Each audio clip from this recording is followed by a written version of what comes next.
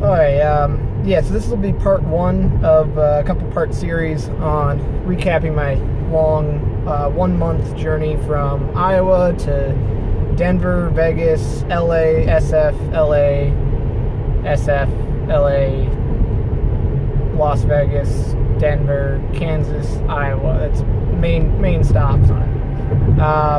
And I'll put the last part will be a big summary of all total thoughts. But if you care about the details, this will be just the trip out there. Left from Eastern Iowa, and I got a friend that lives in Des Moines, and he works at a dealership, at a Kia dealership, and so he's kind of my car guy friend. So we rotated tires because it's about 6,500 miles when I started this trip, so I was already a little bit overdue for tire rotation, which it says 5,000 in the manual for that. So we rotated tires, no problems there. Pretty straightforward process. A little cramped in his garage, but we were actually able to take it into the shop on the way back. But yeah, so the first day, no hitch, no problem.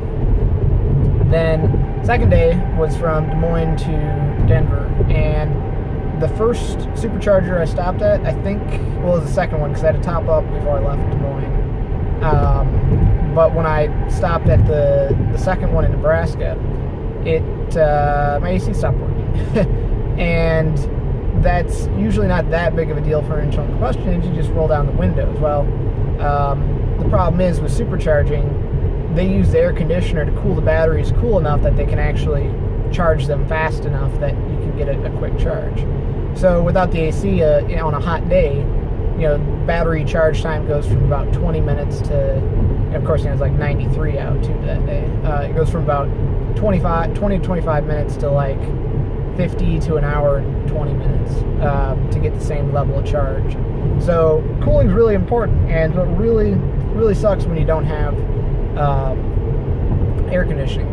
So that kind of blew, and I think it's going to be about an 8-hour trip. I don't remember exactly the hours, but it added probably another 2 or 3 hours to my trip because I had a couple charges to get there, and it kind of sucked because I wanted to hang out with my friend that night in Denver, and didn't get in until like 11:30 or something like that. So couldn't really do a whole lot. Hung out a little bit, but could have been there at like 9 o'clock or something. But nope, couldn't happen.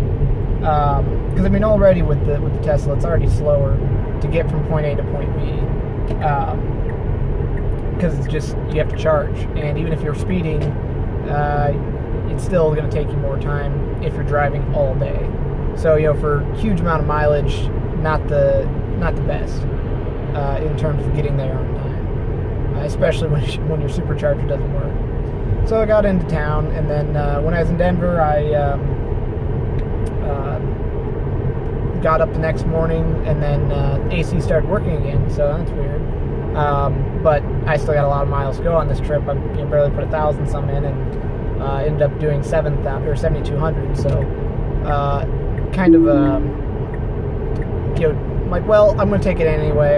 And I asked, and it was really convenient. The service center was only like 1.5 miles from where my friend lived, so worked out well. Went in there about an hour after they opened, and they were already booked up. But I explained the situation, and told them like I'm traveling, and like this is super inconvenient, and like this is the whole reason why I didn't want to get this car, is that, well, if I want to get somewhere and it's not working, like I need reliability. And yet that's another reason I chose the S over the X, is because, well, it's an older car. It's most likely going to be more reliable than the newer car. The X has gotten a lot of bugs worked out though by the time I was looking at getting it. But anyway, so stopped in there, and the whole. I must say though, for the first time really having to interact with the service center, this was at Denver, and all of them that I've been to have been super professional, like best like car fixing experience ever. Not that I've had that much car trouble in the past, but yeah, it's probably 50 minutes, and they were out of loaners, so they gave me, they called a rent-a-car place, they drove it over, got all the paperwork done, and all I had to do is sign on the dotted line, and I had a nicer, decent Infiniti, had some get up and go, but yeah, so they're like, well, we'll bump you in the priority list, because this could hurt your batteries if you're not keeping them cool, and if you're going over the mountains, it might build up too much heat just from use anyway. That you might be wanting, you might hurt your battery pack. I'm like, well, it's your guys' warranty. And actually, Teslanomics channel, they did a kind of a short analysis, with what little data that people put in from discharging their car 100% to charging 100% and see what the total capacity is, and they're projecting like it's going to last probably 500,000 miles at least, or like 23 years for the average person, and for the average driver.